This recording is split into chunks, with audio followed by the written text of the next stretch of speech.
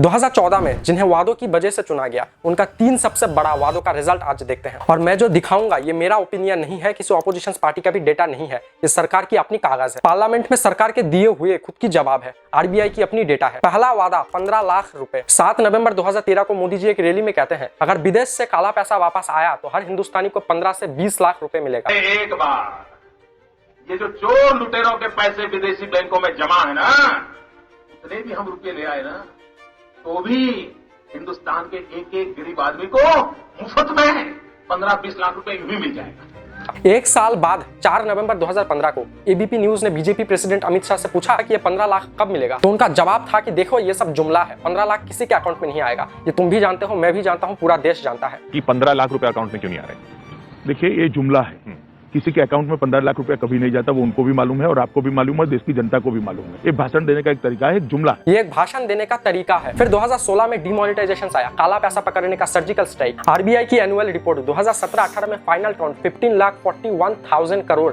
Ban notes वापस आ गए, 99.3% वापस आ गए। आरबीआई का खुद का नंबर, काला पैसा नहीं पकड़ा, 15 लाख किसी के अकाउंट में नहीं गया। दूसरा वादा बेटी बचाओ बेटी पढ़ाओ, ये स्कीम 22 जनवरी 2015 को लॉन्च होती है। एम थी बेटी को बचाओ बेटी को पढ़ाओ। स्कीम्स के लिए 644 करोड़ रुपए एलोकेट हुए, उसमें से 346 करोड़ रुपए यानी 56% सिर्फ एडवर्टाइजिंग और मीडिया पर खर्च हुए। स्टेट और डिस्ट्रिक्ट को सिर्फ 159 करोड़ गया। पैसा वहां जाना चाहिए था जहां पे बेटी है, स्कूल में, हॉस्पिटल्स में, सीसीटीवी कैमरास में। गया कहां? कैमरा के सामने, सिर्फ एडवर्टाइजमेंट पे। और दिसंबर 2021 में पार्लियामेंट की standing committee of empowerment of women, जिसका चेयरपर्सन बीजेपी की खुद की एमपी हेना गावित थी, उन्होंने पार्लियामेंट में एक रिपोर्ट दी। उसमें लिखा 2016 से 2019 के बीच रिलीज हुए 446 करोड़ में से 78.91% सिर्फ मीडिया और एडवर्टाइजमेंट पर गया, बेटी की हेल्थ पे नहीं, बेटी की एजुकेशन पे नहीं। 2014 के इलेक्शन कैंपेन में ये बार बार कहा गया कि हर साल 2 करोड़ नई नौकरी आएगी। National sample survey office, India की सबसे बड़ी गवर्नमेंट सर्वे एजेंसी, 2017-18 का एम्प्लॉयमेंट सर्वे किया। नेशनल स्टैटिस्टिकल कमीशन ने रिपोर्ट अप्रूव की, लेकिन गवर्नमेंट ने उसे रिलीज नहीं किया। कमीशन के एक्टिंग चेयरमैन पीसी मोहनन ने रिजाइन किया। प्रोटेस्ट में उन्होंने कहा